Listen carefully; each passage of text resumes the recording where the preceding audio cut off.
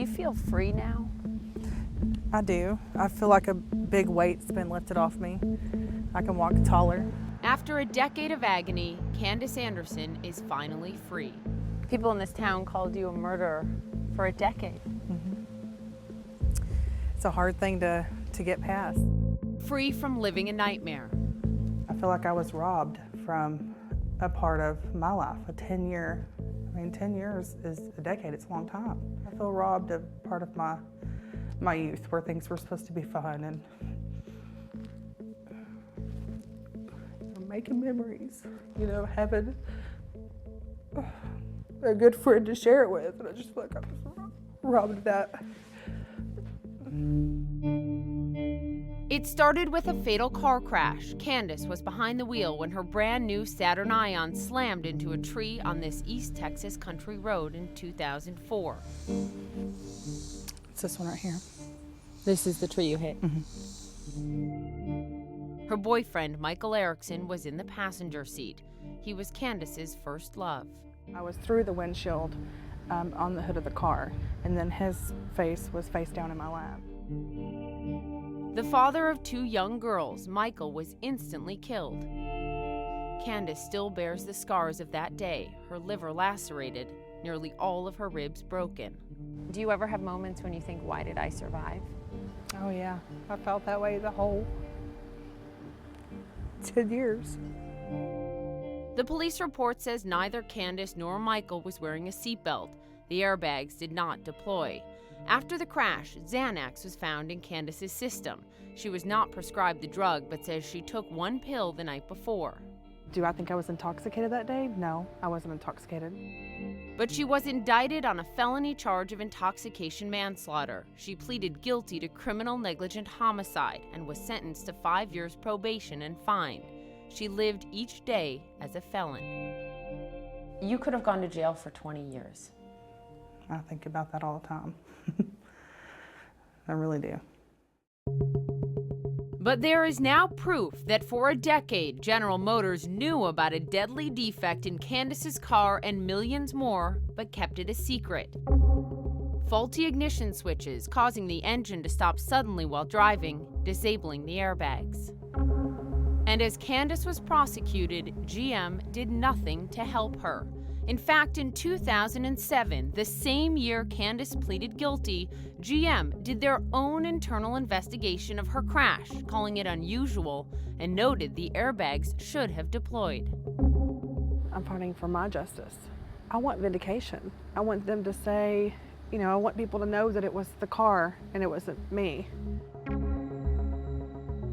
In this courthouse, the same one where she pleaded guilty to criminal negligent homicide, Candice Anderson finally got her justice, the judge placing the blame squarely on General Motors. Writing in the court opinion, while Ms. Anderson pled guilty to a crime for which she was not at fault, GM had evidence that would have demonstrated her actual innocence and identified the true culprit and cause of the accident, General Motors.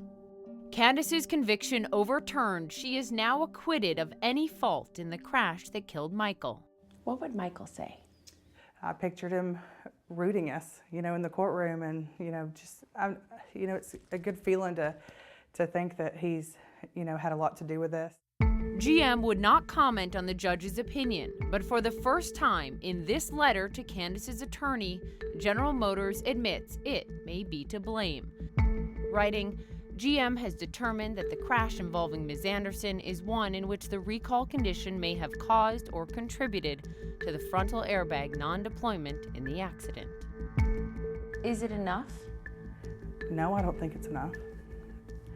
I think they should have been there that day to support me, to put in some words before the judge also. I really do. Have you directly, Candice, heard from General Motors? Never. And at this point, I don't think I ever will. So why didn't GM reach out to Candice Anderson when it investigated her crash years ago? We asked GM CEO Mary Barra. Why didn't GM ever reach out to her? As you look at the Valukas report documents that there were opportunities where in this specific situation a series of mistakes were made over a long period of time, and that's why we've taken some of the extraordinary steps. Looking back, Do you think someone at GM should have, when they saw this happen and there was an internal investigation, reached out to Candice Anderson? Again, Poppy, as you look across this, we have, making the right changes that we need to make with the learnings that we've had from the Lucas report. We're working to make sure we're the industry leaders in safety as we move forward, and we've taken steps to do the right thing. GM is fixing its defective cars and has apologized to victims and their families. I am deeply sorry. When you come back to the crash site now, being vindicated, knowing this wasn't your fault, what do you think? The guilt is definitely lifted, but what happened in the tragedy, of course, is still there. The pain is still real. And nothing will bring Michael back. For the past 10 years, Michael's mother, Rhonda, couldn't bring herself to lay a headstone for her son. Now she finally has.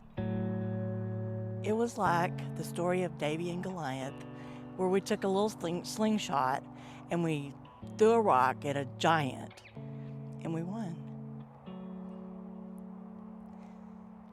That's how I felt. that it was all worth it, and we weren't scared. And we stood up, and we got what we wanted.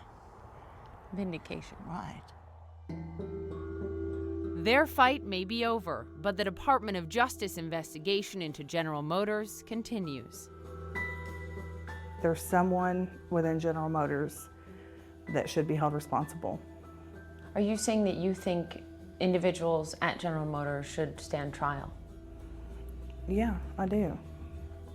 They didn't have a problem sitting by while I was charged and convicted.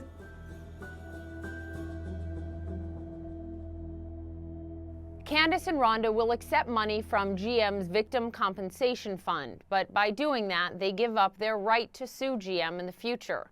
Candice says that was a very difficult decision to make, but that she just needed to move forward with her life, and she plans to use that money to finish nursing school and for her 2 young daughters. Poppy Harlow, CNN, New York.